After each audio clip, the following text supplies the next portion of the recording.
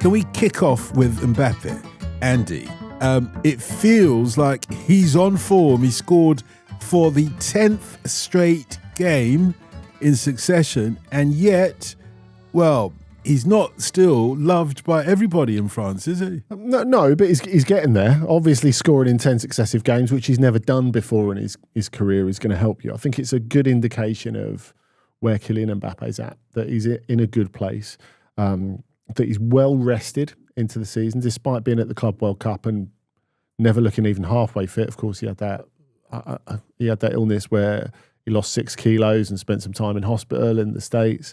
But I think the fact that sort of precluded him from being too involved in the Club World Cup, and it made everyone around him and Real Madrid think, yeah, you've got to have a proper rest.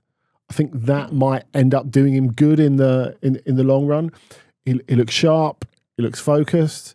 Clearly, Real Madrid themselves have some teething problems. Now, look, we'll look at this from a France angle, because he turns up at Clairefontaine, scores the opening goal against Azerbaijan in the first qualifier, which they badly need, by the way, because they're going into first half stoppage time. They haven't scored against them yet. And also, I think what we're seeing at the moment is at 26 a real development of Kylian Mbappé. Now, so much has been on... The numbers have always kind of taken care of themselves, really, in terms of goals, certainly. And I think in terms of what we think of him and his image, though, that feels quite separate to a lot of what's happened on the pitch, at least for him on a personal level. Now, I think we're definitely seeing a development here. Now, we can't know what way it's going to go for Real Madrid this season or for France at the end of it. They will be at the World Cup, but are they going to be a contender? Are they going to win it? Look, we'll see. That's stuff we'll get onto maybe a little bit more. But the interesting thing, I think, we'll talk about his captaincy in a bit, but the goal against Azerbaijan is a really interesting one, because this is a team that wants to get everyone behind the ball. And this is a team that logically our brains tell us, well, Mbappe is going to be limited against this team, because really he wants space behind the defence. But actually he picks up the ball with the entire, not just defence, but midfield and attack in front of him, dribbles round a couple, smashes it in from the edge of the box at a point where France desperately need a goal. Now, I think that relief is clear when the FFF, the French FA, their in-house channel did sort of behind the scenes, like dressing room stuff with Didier Deschamps and the players around the game. And Deschamps is fuming at halftime. He's absolutely tearing into them. And I think part of that is the relief of finally being in front. And Mbappe is maybe not the player you would expect to unlock the door in that way, but is the player who is able to unlock the door in that way. And I think in terms of technical leadership, that's obviously a step on for him. And I think a clear sign that he's learning to deal with like quite unbearable pressure and expectation. And we'll come to the actual captaincy bit in a bit, because I think he's doing that a lot better as well, and that's showing as well. Yeah, Lars, we used to talk about Mbappé almost every week, as you know, on OTC. It's been quiet on that front for quite some time, but this, from what Andy's saying, is a return of the old Mbappé, the one that, even though you might have been frustrated with him for all sorts of different off-field reasons, that actually he always had the skills, but we haven't heard much from him for a while. Can you see this being a renaissance period for him? Is that an exaggeration, maybe? I don't think he needs a renaissance period. I don't think there's ever really been a down period and such. I think in terms of public perception, we have to almost completely separate, I think, his club career and his international career. Because I do think in his club career, there are still sort of slightly unresolved issues. And the fact that he goes to Real Madrid and Paris Saint-Germain immediately becomes the team they were trying to be for so long. And Real Madrid immediately take a step back, even though he personally has a good first season. I think that raises a lot of questions about his work off the ball, about his ability to fit into a modern, high pressing system, the way most of these top teams play. I think that discussion is not really resolved, even though he is banging them in this season again for Real Madrid. That's not really the question. The question is how he fits in at the sharp end of the season against the best teams in the world. But I think you can almost separate that completely when it comes to the national team, because that's not really how international football is played. because teams have less time together, because coaches have less time to work out. Like, international teams don't employ these sort of super advanced attacking pressing schemes. That's not what that kind of football looks like, which is why some people get frustrated watching international football, because the tempo is a little bit lower and the coordination between the players isn't quite the same, and the passing moves are not as incredibly sharp, and they don't have that kind of telepathic understanding of where people are going to be on the pitch, because teams never have time to work on that. International football becomes much more about being the team that screws up the least and not making massive mistakes in defense and being solid, and then relying on individual attackers to win games for you. And this is where Mbappé, I think, is almost in a league of his own. I think there are very few players in the world who are as sharp as he is in that regard. And I think the goal against Azerbaijan is a great example. If you haven't seen it yet, it's worth checking out, because it is, as Andy says, it is against a mass defense. It isn't one of those where you can just pop the ball over the top and he can run onto it, as he can do a lot against other opponents, but it is him taking responsibility for the situation, dropping deep, picking up the ball, and just kind of dancing his way past the tight defense. Okay, in Azerbaijani defense, but still, people were back in good positions, and he just finds a way through. And I think, I was put on the spot a couple of days ago and asked, who do I think will win the World Cup? And I keep defaulting back to France, because I just think France can put out a team that has so much like physical capacity, so many big, strong, rugged guys across the board, and they have Mbappé who can win any game on his own, and is looking like he is in a good moment now, as they say in different languages. And yeah, I feel I don't think there is much to question really with him in his position for France, Andy. Andy, I thought though, the last World Cup, he was the poster boy for France. We expected him and, for Argentina, Messi to win the World Cup for their countries by themselves. He has been out of the glare of publicity for some time. And in that time, other people, other stars have moved in to perhaps assume the position of leadership in the French squad. But it does seem as if Mbappé is claiming that back now. The thing is, I don't know if he has been out of the glare of publicity. He's just been in a more negative glare of publicity for what Lars was saying, really. I think it's less about the pressing and more about the perception of what he's like as a bloke, which I think is what leads into the discussion on captaincy, really. Because he is a player that I think you can allow special privileges on the pitch because he is that good of a goal scorer. And he's that good in creating goals for others as well. That's always been a big part of his game, creating as well as scoring. Dembele would say, I can do that.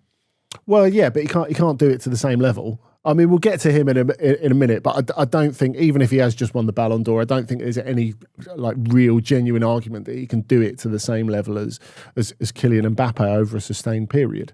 But I think it goes back, really, if we're talking to the perception of what Mbappé is like. I think it goes back to the will he, won't he to Real Madrid in the first place. So the fact that when he makes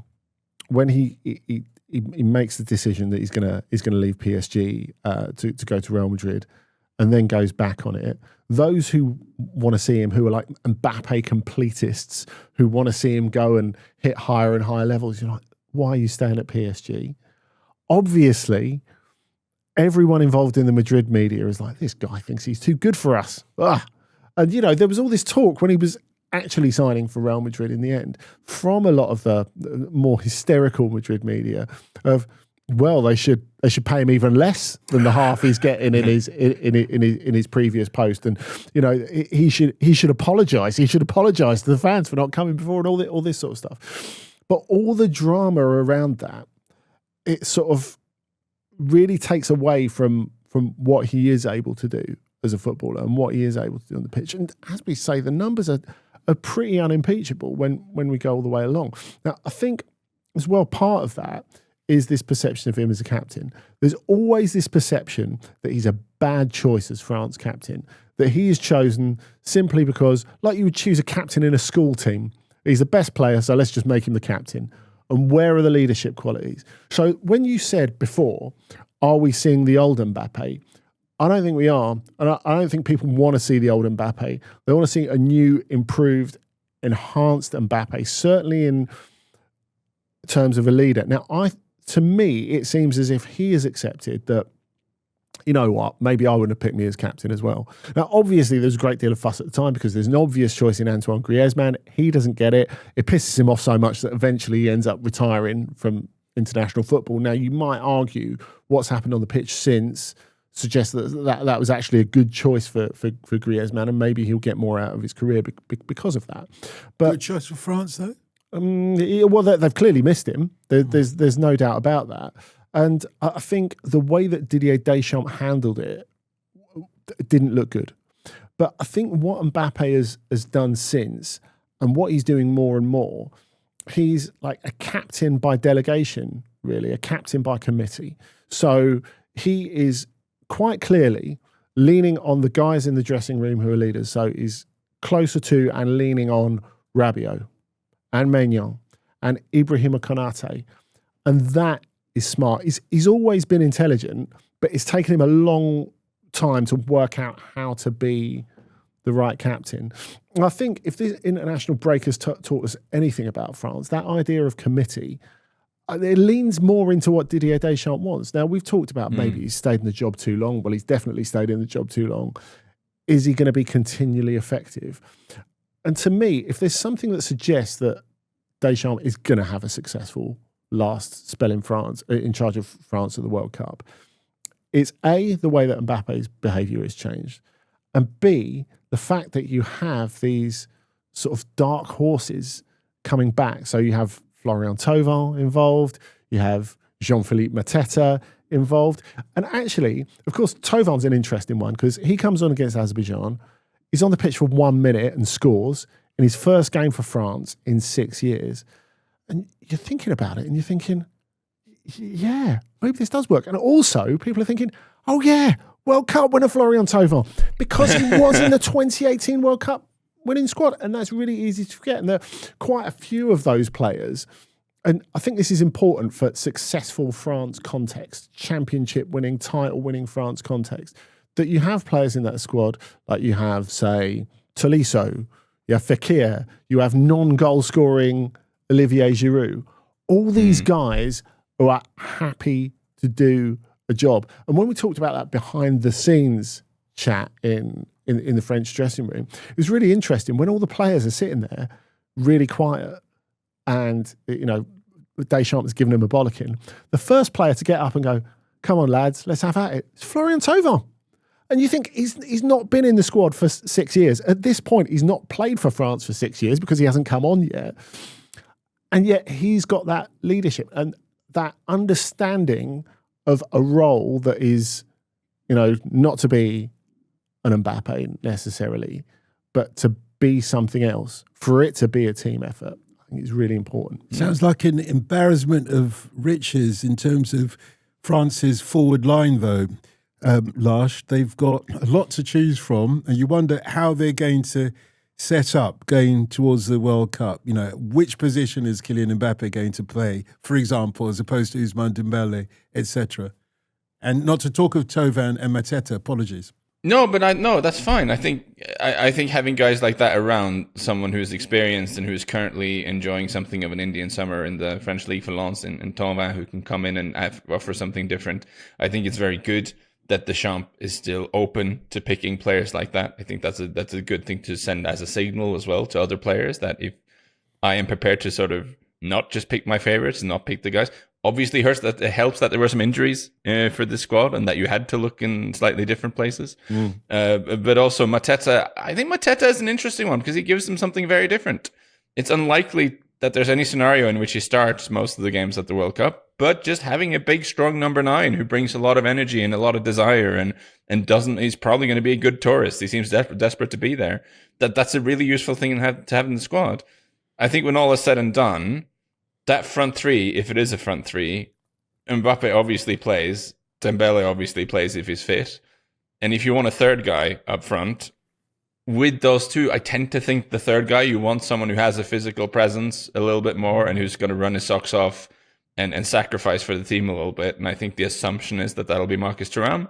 But you have other options there. And I also think, I'm curious about how Deschamps sets this up because, of course, as we know in recent times, Ousmane Dembele has kind of transitioned from being a winger to being almost like a false nine, like more of a focal point for PSG, a very similar role to what Kylian Mbappé wants to play. I think the difference is Dembele is very comfortable moving into the sort of right side spaces of the field, whereas Mbappé always likes to start from the left, so you can see how they can figure that out between them. But I also just wonder, we've seen quite a few games from Deschamps now in which he, because he's such an instinctively conservative coach, deep down, I tend to think he will revert to a solid midfield three when the tournament comes around. But he has played quite a bit with a double pivot now, with just two central midfielders in there.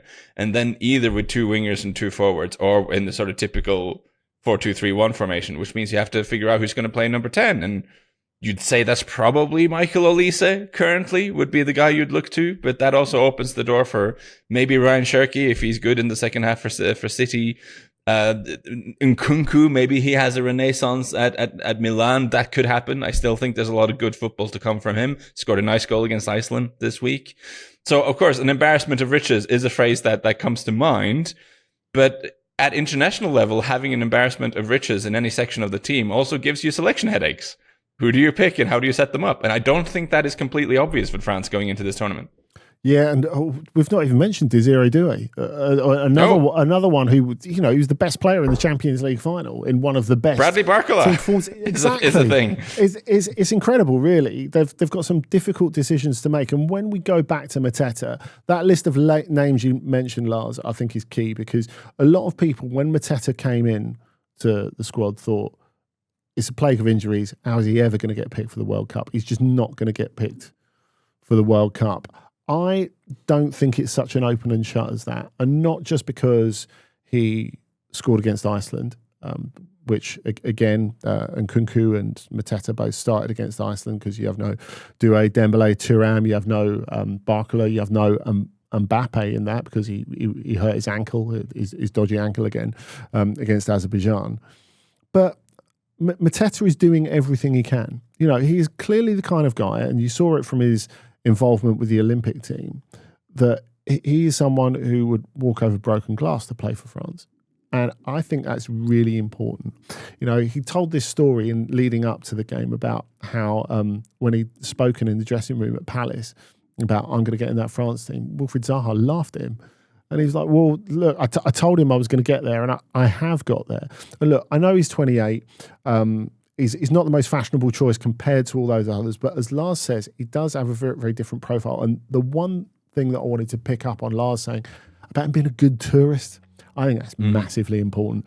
Massively important to Deschamps. Deschamps wants to pick guys who, if you're like the 24th, 25th player, you're not going to cause a stink around the place. And that, I think Florian Thauvin was what I was talking about in the dressing room, was quite self-consciously stepping up to that. He's like, I can be guy number 23, number 24. Check me out. I can do that.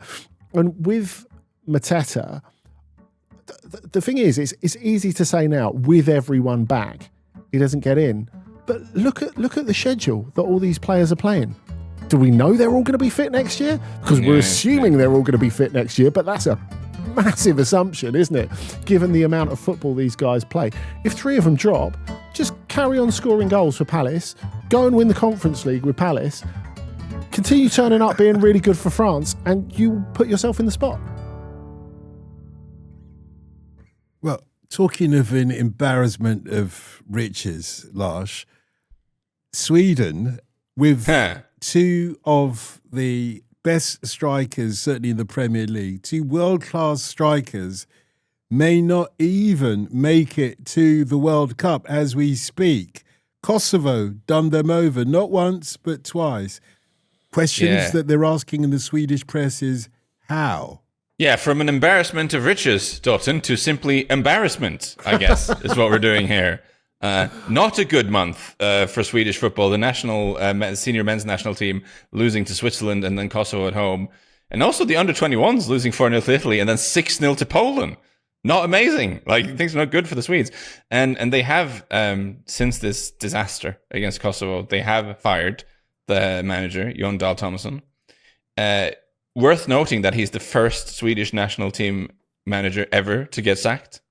Wow. They've never done that before, ever. Him and Hansi Flick, two peas in a pod. They've even either waited till the end of the contract or they've stepped down because it's been the right time. But just straight up sacking someone has never happened before, and that should tell you something about how dire the situation is. I refer to Eric Niva, one of the great sort of chroniclers of football in the Swedish language, who writes, I translate, he wrote on Twitter after the game, we're a great, proud football nation. 19 tournaments, 3 World Cup medals. Okay, we missed 1 World Cup, but the time before that, we were in the quarterfinals, top 8 in the world.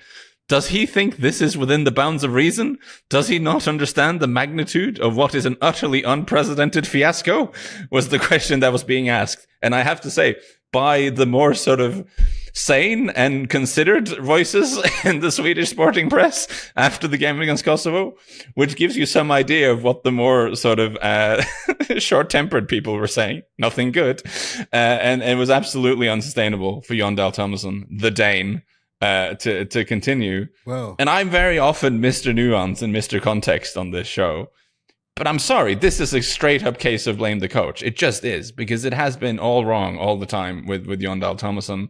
He never settled into the job. I mean, when you come into a job, the Nordic rivalries are very good-natured rivalries, I would say. Like, compared to other parts of the world, it's not comparable to how people feel about some of their neighboring countries. It's very good-natured. But it is still a thing that if you come into the Denmark job as a Swede, or a Norwegian like Oda Hareide, or you come into the Norway job as a Swede as Lars Lagerbäck did, or in this case you come into the Sweden job as a Dane, that requires a little bit of extra diplomatic effort. It just does. There are a lot of people in the country who will not be comfortable having a Dane in charge of the national team. And it will be incumbent upon that coach then to go on something of a charm offensive to show that he is committed to this cause and that he wants to win his people over. International football is so much about emotion, I think. And Dahl Tomasson never did that, not even remotely close. He still lives in the Netherlands.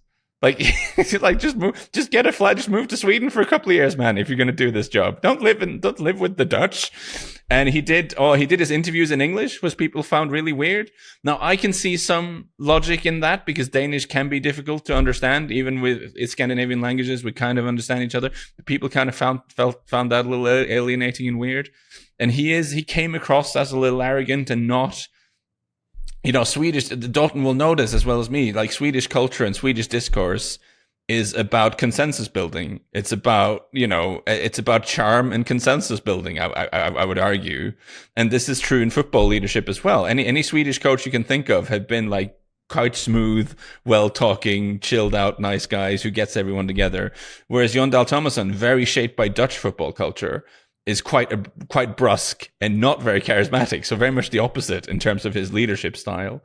So all of these sort of soft skill things were going wrong pretty much all the time. And the fans turned on him pretty quickly when things were not good.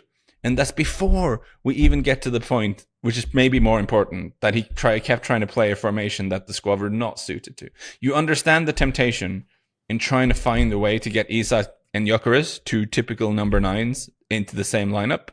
So his temptation to play a sort of 3-5-2 formation is understandable from that perspective, but the team never looked comfortable with this. I don't think they have the wing backs for it. I don't think they have the very confident ball playing center halves which you need for it. I'm not convinced you have the sort of the central midfield types for it. So it just never looked good. And a reporter for, I think, the Swedish radio actually overheard in the tunnel after the Kosovo match, Anthony Elanga just shouting to no one in particular, the effing system has to go. So like the players were enormously uncomfortable in the way they were being set up to play. And this has been apparent for several games, and he's not changing anything. It was a total disaster. And the sort of mitigating circumstances for Jon Dahl Tomasson is that they've had a couple of injury to Kulusevski is terrible for Sweden because he is their most important creator in terms of bringing the ball forward from midfield, finding passes, going past people. He is super important in this group. Also in terms of spiritual leadership role as well. He's someone who always gives 100%. Spurs fans will know this. And he always really sacrifices for his country. So him missing is so bad for them. You've had issues in defense with Victor Lindelöf, who's still an important character for Sweden, who's not been playing for his club side. And we'll get to Alexander Isak, who of course hasn't had a normal start to the season because of his transfer drama. These are not easy things to deal with for a national team coach. We should be maybe understanding of that. But that caveat being put in place, Dahl Tomasson was never a good cultural fit, never made an effort to get there and meet the Swedes halfway, and never figured out a way to set the team up that really suited the players. And when it was clear that what he was trying to do wasn't working, he refused to change it. And they've completely screwed their World Cup qualifying campaign now. They will still likely get a playoff because they won the C group of the Nations League, where arguably Sweden shouldn't be in the first place, but they won it. So they'll probably get some kind of playoff spot through that. But it was also clear that whoever leads them in that playoff cannot be Jon Dahl Tomasson. Well, who leads them going forward is Alexander Isak, one of the people that leads them. Andy, how much do you think that going on strike to force through his transfer to Liverpool from Newcastle during the summer period, how much do you think that has affected his efficiency? Because he is still the striker that teams were falling over themselves to sign at the end of last season. And not to talk of Victor Gyökeres, but Alexander Isak, first of all. How much of that do you think affected him? It's a huge thing. There's no doubt about that, because he's not really had a proper pre-season. He's not operational for the games. And we didn't talk about Of course, they've just lost to Kosovo. They lost to Kosovo before, and he wasn't really fully operational for that. He wasn't fully operational for the September break, having barely played and only just got to Liverpool.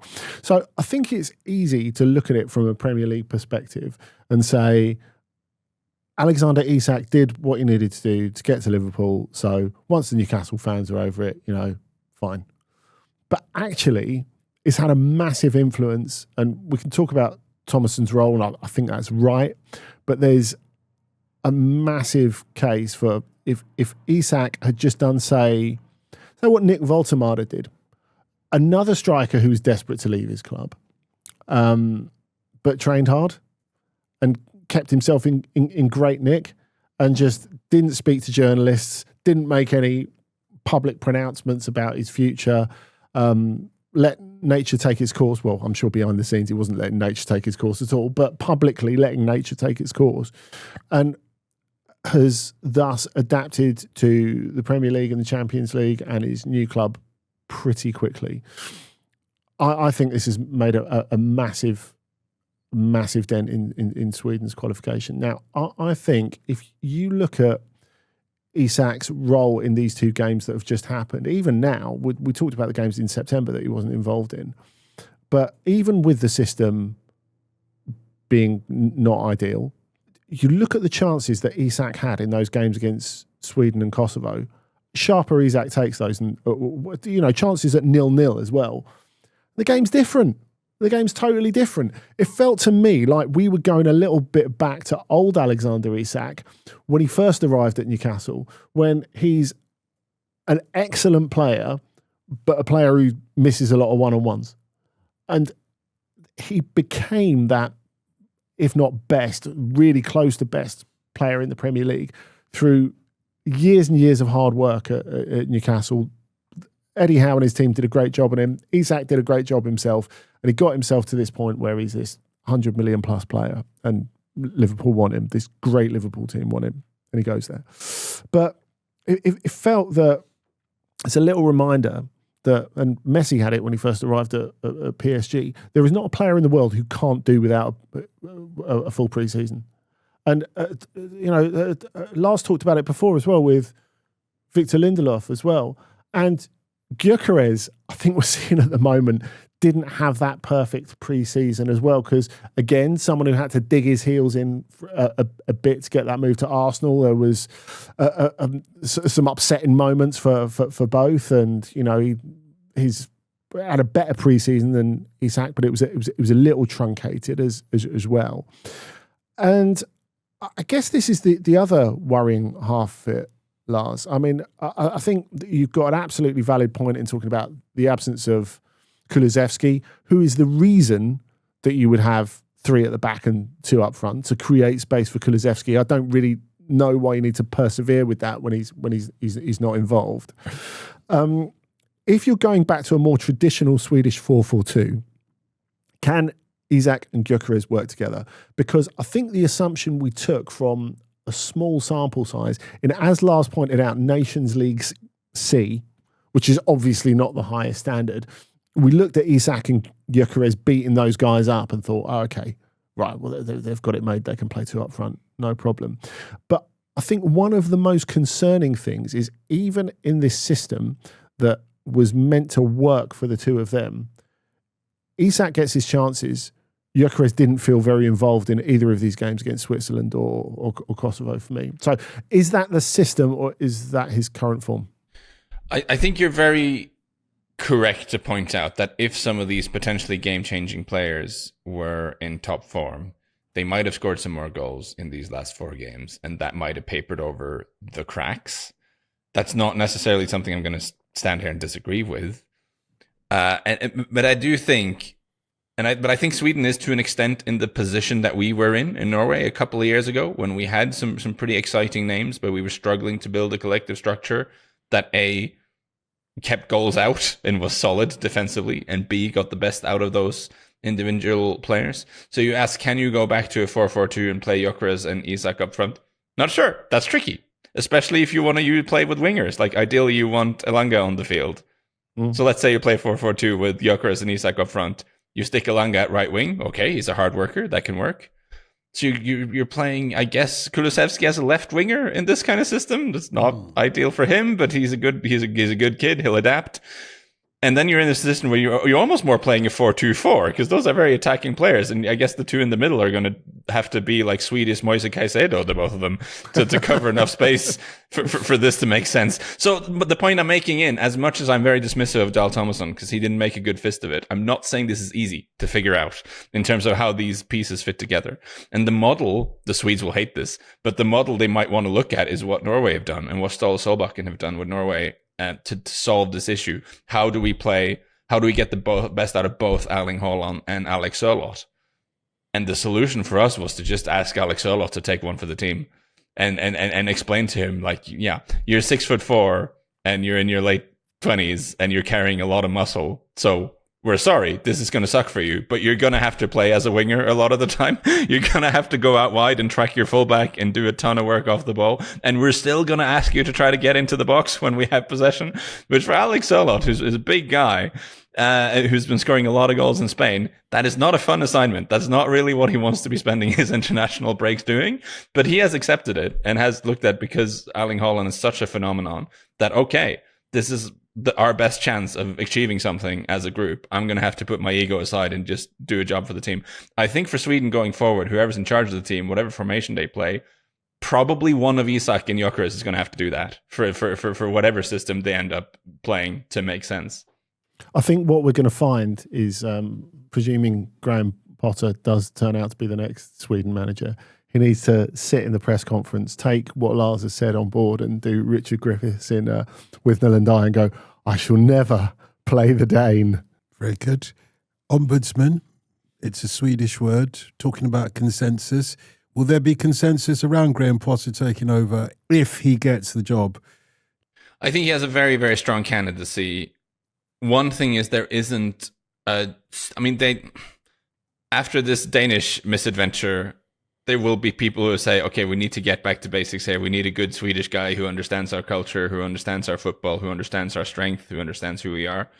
Or an English coach, a good English coach that understands all of that because he's been there and done it. That's the whole thing. Because right now there isn't really that standout Swedish character, not that I can see right now, based on, various merits. So then instead you have Graham Potter, who really does know Swedish football and culture. Not only has he worked in Sweden as a coach, but he worked at a low level. Like he started with Östersund when they were in the lower divisions and brought them up. So it's not like he's lived in a fancy flat in Stockholm and got paid a few million to coach AIK or something. Like he's someone who really has seen Swedish culture day to day up close and will understand those things better than a foreign coach who had just been in the country for a period. So like he said this week, Potter, is that he cares a lot about the country. He still has a house in Sweden. 2 of his kids were born there.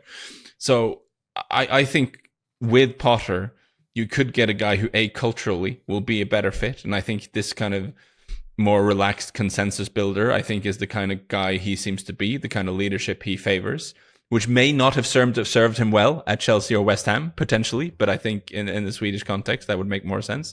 And he also brings a little bit of experience. Like, we have this tendency in football to think failure is kind of like some kind of contagious disease that we need to keep away from us. Like, ban the barricades and throw them in the pits. But I mean, the reality is, for most people in most jobs, you learn much more when things don't go right than when they do, right? So I think Potter will come out of these experiences at Chelsea and West Ham having learned a lot and developed as a leader. So I think him coming back with that experience, again drawing the comparison to Norway, Ståle Solbakken did a great job at FC Copenhagen, did not have a good time at Köln or at Wolves when he tried himself in Germany and England, and has proven himself, in my view, to be a very capable Norway coach. So the fact that he's had a few setbacks in England at the highest level, I think is not a disqualifier for Potter at all. And I think he would be a very interesting choice for them.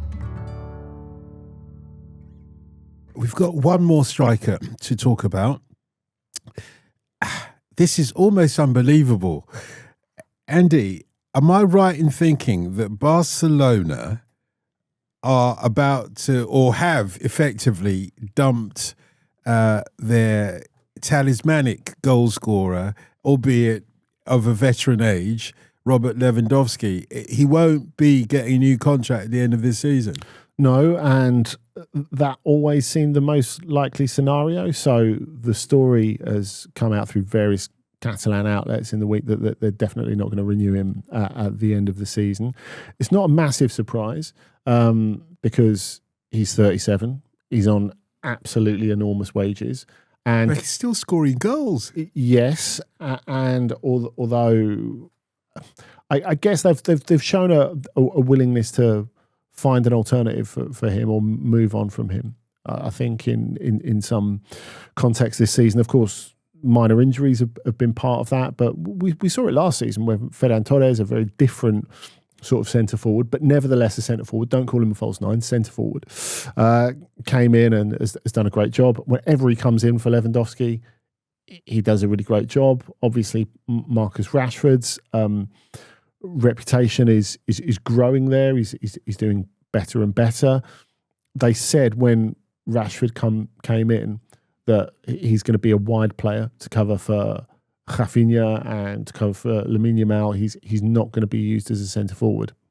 But I think we've seen suggestions in the way he's played and the way he's contributed to games that he definitely could do.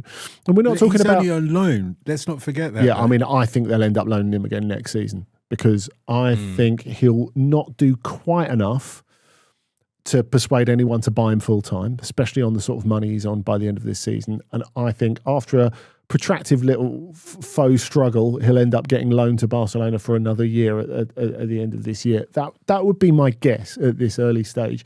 But my point was going to be about Rashford, that what he can do, even if Flick doesn't see him as an out-and-out centre-forward, he can definitely be a centre-forward in this Barcelona team. We saw that when he drifted into those central positions against Newcastle to score those 2 goals in the Champions League, of course.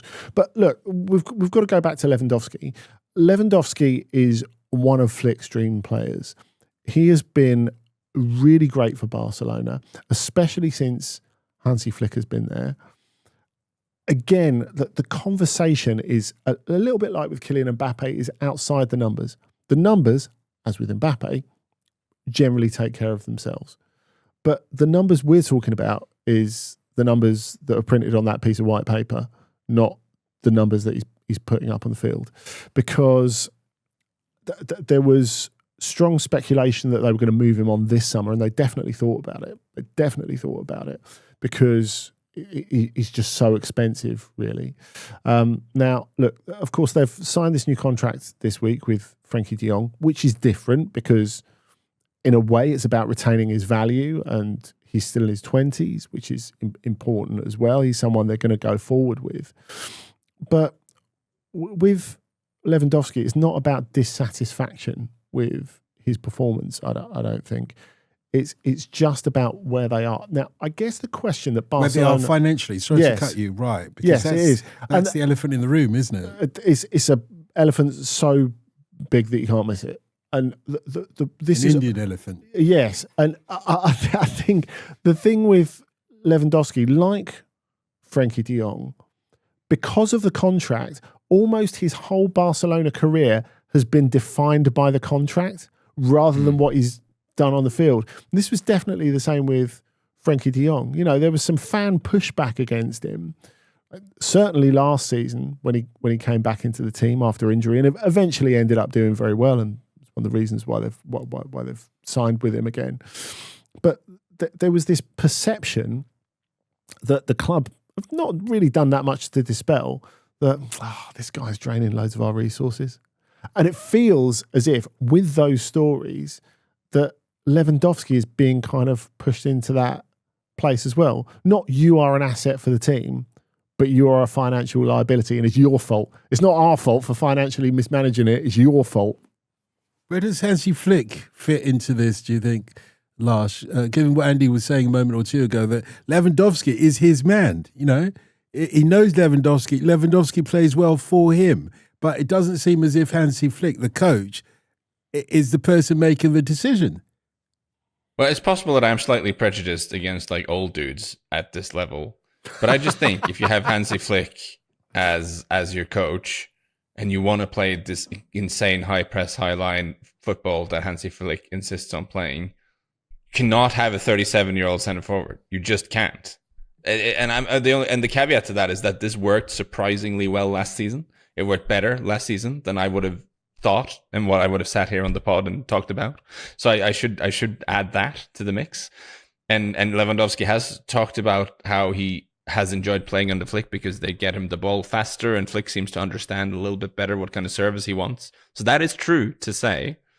And we do have this thing with older players, which is unfair, and I know it, and it's worth saying that if a 27-year-old player has a dip in form, we say he has a dip in form. If a 37-year-old player has a dip in form, we say he's finished. Every time, right? The players over 35 are not allowed to be off form for any length of time before we write them off. That's just how it works. And that's kind of mean and not always accurate.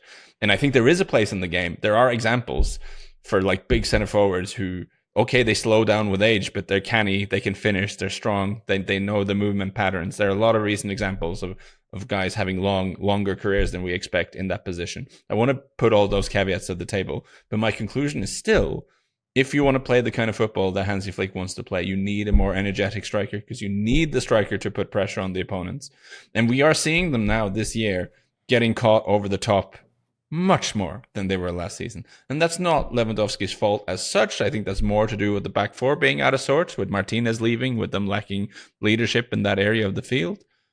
But it will help to have a striker who will press more and run more and has fresher legs than what Lewandowski has at this point of his career. So I don't think you necessarily write him off as a factor at the highest level. But I think in the system that Barcelona wants to play, also adding the financial circumstances that Bandy has talked about.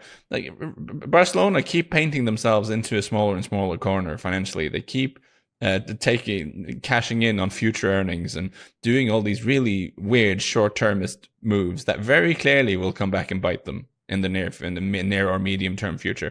The point is, what Barcelona really, really don't need right now is a not super mobile striker in his late 30s who's on an absolute ton of money salary-wise. That is not what they need. But they never needed that. They never needed that from the second they bought him. And if that's the argument, I think the argument could be that Barcelona should never have bought him in the first place. And I think that, I would make that argument. That is a completely fair argument. But I would say that now that they have him, okay, they're briefing that he can't do it anymore. They're making, through the media, Barcelona are making the sporting case why they shouldn't be keeping him. Really, it's nothing to do with that at all. It's about the money, and they want to free up the money. I would suggest, with their financial situation being what it is, how are they going to replace him with someone of that quality? Look, I know he's 37. He's still amazing. He was the fittest he's ever been practically last season. Now, we know he gets help at home and all that sort of stuff. But I think how effective he is, And they are never going to get anyone of that sort of quality to replace him on the money they are offering. It's just not possible. The idea that they still get mentioned with Erling Haaland every so often. It's like, that's funny. What planet are you on? It's just not happening. So I think still quite a likely scenario is they kick the can down the road and they give him another year at the end of this year, maybe on reduced money. I think that's a possibility. If they don't, if I was a Premier League club, I'd be taking him for a year. I think he would do fantastically. And I don't care if it's short term. Like, to get one good season, to get the Van Persie at Man United season out of him, I think that's an absolute no-brainer. But I do think as well, it's underrated. Like, okay, he can't charge around the field like Edinson Cavani, like prime Edinson Cavani at his age. Fine. What he is exceptionally good at doing, and what I think helps Barcelona on a physical level, is beating up central defenders, which he is still a very big fan of, buying fouls, which he is still a very big fan of, and all this sort of stuff. You think that doesn't help Rafinha to come inside and score goals? Because it does. You think it doesn't help Lamine Yamal? It definitely does. And the fact that Ferran Torres looks so brilliant is because Lewandowski's duffing up the defenders before him. And then you bring on Ferran, who's a completely different sort of centre forward, and these centre backs who've got like a ton of bruises off Lewandowski, thinking, oh, now I've got to chase this guy around. And you never know where to pick him up because he can pop up right, he can pop up centre, he can pop up left. I think even though they rarely play together, Lewandowski and Ferran work really well as a two. Now, all of those things that I've described Lewandowski being able to do, I don't think Marcus Rashford can do hardly any of those. I love Marcus Rashford, but I think the original point that he can replace, say, Rafinha, take some of the physical pressure off Rafinha, and Rafinha's had a difficult start to this season. I don't think he's in quite Vinny Jr. Ballon d'Or sulk mode, even though he had every right to be for only being fifth. But that's a different story if you bother about that. But I think like the fact that Rashford, if he's to take some of the physical pressure, which is the whole point he's there, off Yamal, off Rafinha, he's exactly the sort of player that can start in that wider position and drift inside a little bit. And of course, Barcelona's fullbacks are so advanced that there is a bit more insideness to what Rafinha does. And it's something that Hansi Flick does so well, isn't it? He brings out different parts of players, he develops them a little bit. So you've made that case very well, Andy. And you've made this very strong case for the old man. It's good to see. The only point I'm not 100% willing to concede. Like you very, very well explained how he fits in and what he adds to the party, and the point about him being an unusually fit guy at his age is well made and well observed. You're right, but I will not concede the fact that it is a problem that Flick insists on this mega high line when you have a center forward who can't be expected to chase around, because it leaves the opponent's center halves with time on the ball to pick out runners and dink it over the back four. And that will always give you trouble. Always. So the question then for me becomes, if Flick loves Lewandowski and is, like you say, good at bringing out the best in people, would he be willing to compromise a little bit tactically? Maybe set the defensive line a little bit deeper occasionally? Maybe accept that this guy, Lewandowski, is still one of our most effective weapons. We don't have the money to adequately replace him. We have to work with what it is. Maybe the collective needs to be altered a little bit to make that work. Is that something you think he'd be up for doing? I mean, it definitely does, but I think he definitely won't. If I had to make a prediction on Hansi Flick at Barcelona, I don't think he'll be there next season. And off the back of him doing an unbelievable job and being like a genuinely great Barcelona coach, I think they don't win the treble and he doesn't stay there next season. If they win the Champions League? Maybe. There you go. And we've done an excellent job in talking of a hat-trick of strikers on this edition of OTC. So I think it's fair to ease things off a little bit and just remind listeners about your choices for Game of the Week, because every Friday on Ask OTC, we ask our experts to recommend a game of the week for us all to enjoy over the weekend. Last week's choices of Andy's and Miguel were Denmark versus Greece and Serbia versus Albania. Your choice, Andy, was Denmark versus Greece. I can tell you that the whole of the nation of Scotland were watching this one with their fingers crossed and maybe even on their knees praying. I enjoyed this on every level. Denmark won 3-1 in the end, as people probably be aware, and certainly Scottish listeners will be aware. This helps Scotland clinch at least a playoff place. Denmark were excellent in the early part. Greece really came at them second half, and it got quite testy and quite engaged. It was quite bad-tempered as well, which I've very much enjoyed.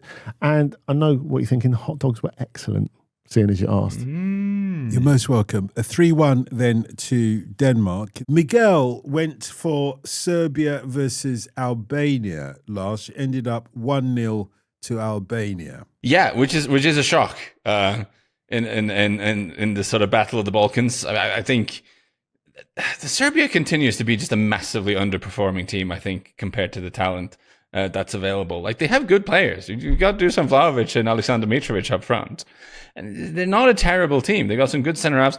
But yeah, Albania, the complete opposite. Like, more than the sum of their parts, got the win here. Serbia had more chances, but it puts Albania sort of in the driver's seat for the second place in the England's group. And really, really, really poor from Serbia to lose this.